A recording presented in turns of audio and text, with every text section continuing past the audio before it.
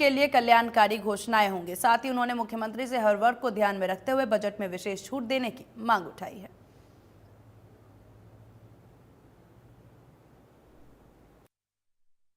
नमस्ते सभी को, मैं सारिका अग्रवाल। मैं एक गृहिणी हूँ, हाउसवाइफ हूँ। जैसे कि आपको पता ही है कि बजट आ रहा है।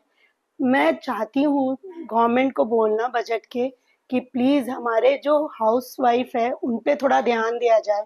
बिकॉज़ हमारे जो किचन्स में जितनी भी सामग्री यूज़ होती है सबके दाम बहुत बढ़ गए और हमारे किचन का बजट एकदम हिल गया है। मीन्स बहुत ऊपर चला गया है। जो ये देते थे पहले हमें मंथली, उसमें तो हम बचा भी लेते थे पहले कुछ पैसे अपने खुद के लिए। अब तो हमें खुद के जो बचे हुए पैसे वो भी लगाने पड़ते हैं घर खर्च के लिए। सो प्लीज़ गवर्नमेंट को मैं निवेदन करना चाहूँगी कि हमारे गृहिणियों पे थोड़ा ध्यान दे। हम अपेक्षा करती है सरकार अब की और बजट के अंदर सबसे पहले व्यापारियों के लिए एक अलग से फायर ब्रिगेड का इंतजाम करे, क्योंकि भिवानी में पहले भी कई बार हादसे हो चुके हैं जिससे व्यापारियों को बहुत बड़ा नुकसान हुआ है। तो हमारी सबसे पहले कई बार मांग भी रही है और हम चाहते हैं इस बजट के अंदर सरकार कम से कम 2 फायर ब्रिगेड की गाड़ियां इंडस्ट्री एरिया भिवानी के अंदर स्थापित करे, जिससे भविष्य में हमें इस तरह की दुर्घटनाओं से बचाव हो सके। उसके अलावा आज व्यापारी के लिए एक अलग से एक टास्क फोर्स बनाई जाए, जिससे व्यापारी को किसी तरह की कोई भी चोरी डकैती या कोई हमला होता है उसके बारे में कोई दिक्कत आती है, उस टास्क फोर्स को तुरंत प्रभाव से उस पर एक्शन करे और एक्शन कर कर उस अपराध को, जघन्य अपराध को या सामान्य अपराध को पकड़कर और पकड़े और व्यापारी की समस्या का समाधान करे। देखो जी, बजट में बहुत सी उम्मीदें होती हैं आम आदमी को। हम तो जैसे सीनियर सिटीज़न हैं भाई, सीनियर सिटीज़न को भी कुछ सुविधा मिलनी चाहिए। और जैसे बस पास में भी बताते हैं भाई 1000 किलोमीटर तक का कुछ वो है, अगर इसको और दायरा बढ़ा दिया जाए तो अच्छा है। और ये भिवानी में ख़ास तौर से मेडिकल कॉलेज बन रहा है, इसमें इसको चालू किया जाए ताकि इसमें सुविधाएं हों, जो कमी है उनको दूर किया जाए।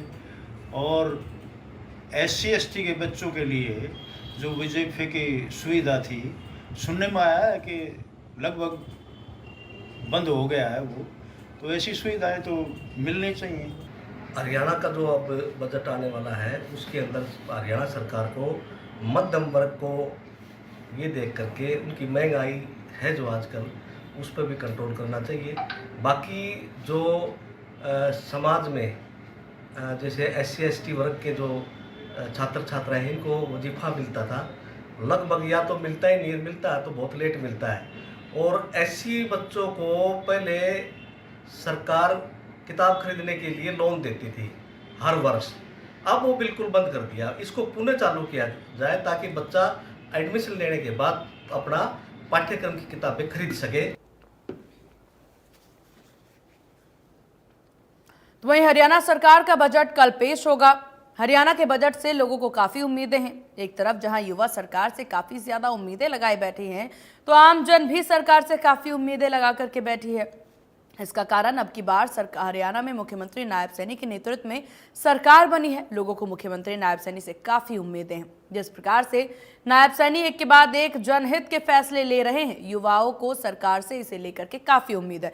शिक्षा को लेकर के प्राइवेट स्कूलों की मनमानी और उस पर सरकार इस बजट में लगाम लगाने का काम करेगी, क्योंकि प्राइवेट स्कूल लगातार फीसों में बढ़ोतरी करते ही जा रहे हैं, जिससे लोगों को काफी परेशानी हो रही है। युवा चाहते हैं सरकार रोजगार के अवसर पैदा करे ताकि कोई भी युवा बेरोजगार ना रहे, और नशे को लेकर के भी लगाम लगाने के लिए सरकार जो है बजट में जरूर प्रावधान दे। ऐसा होना चाहिए जी, जो जिसमें कम से कम गरीब और मजबूर आदमी हैं उनका सही संतुलन होना चाहिए। इन गरीब आदमियों का संतुलन कम बैठता है, इसलिए गरीब आदमियों के हित में जो है संतुलन को बनाया जाए ताकि लोगों को रोजगार मिले, सुख का जीवन जिए।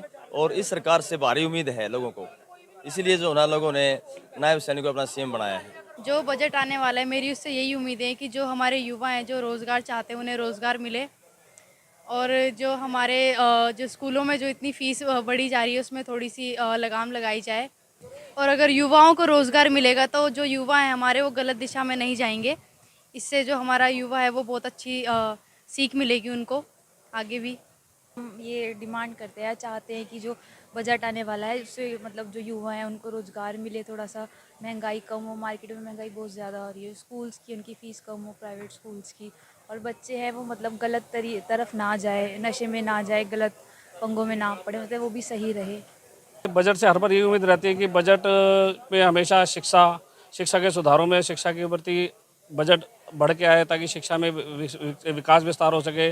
चिकित्सा में जो चिकित्सा का काम है, जो डॉक्टरी का काम है, इनमें हमारा चिकित्सा बजट भी अच्छा हो, ताकि लोगों को सही तरीके से सस्ता इलाज मिल सके।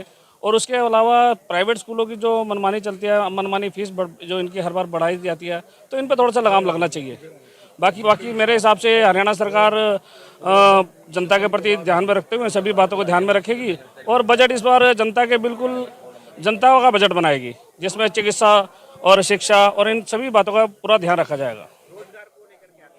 हाँ, रोजगार का भी ऐसा है कि अब जब रोजगार के अवसर बढ़ाए जाएं, जिससे युवा जो हैं वो नशे को छोड़कर अपना रोजगार की तरफ बढ़े, और ऐसे उपाय अपनाए जाएं कि रोजगार के अवसर अपने आप ही बढ़ते रहें, कुछ नौकरियां बढ़े, कुछ बिजनेस बढ़े, कुछ लोगों का प्राइवेट अपना जो काम है, अपना बिजनेस धंधा जो करें लोग, वो अच्छे तरीके से कर पाएँ, ताकि लोग नशे की तरफ से ना दौड़ें। केंद्र सरकार के बजट के बाद अब हरियाणा सरकार भी अपने बजट को पेश करने की तैयारी कर रही है। हरियाणा सरकार के बजट को लेकर के आम लोगों को सरकार से काफी उम्मीदें हैं। लोगों का मानना है कि हरियाणा और केंद्र में योजनाओं से बीजेपी सरकार सत्ता में है। हरियाणा में इस बार सरकार जो बजट पेश करेगी, उस बजट को लेकर के हर वर्ग को कोई ना कोई उम्मीद सरकार से लगी हुई है। एक व्यापारी होने के नाते जो सेंटर ने बजट पेश किया, मोदी सरकार ने जो बजट पेश किया, वो बहुत ही एक अच्छा बजट पेश किया इस साल। जो टैक्स स्लैब की सीमाएं बढ़ाई, एक व्यापारी वर्ग में और एक छोटे व्यापारी होने के नाते उससे सभी व्यापारी वर्ग में खुशी थी।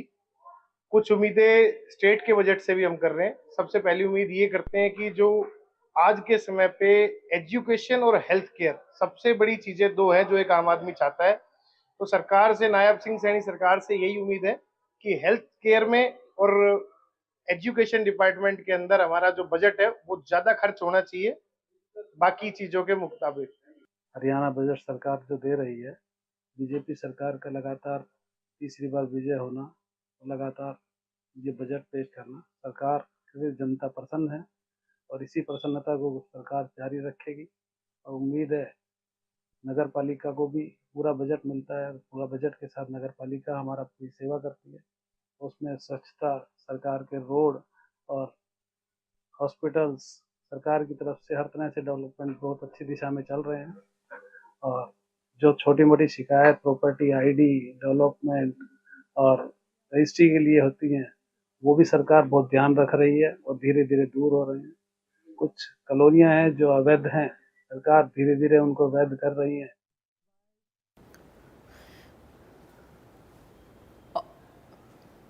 चलिए खबरों में आगे बढ़ते हैं। इस वक्त ये बड़ी जानकारी आपको दे दें। इस वक्त ये बड़ी खबर सामने आ रही है। अहम खबर इस वक्त की आपको बता दें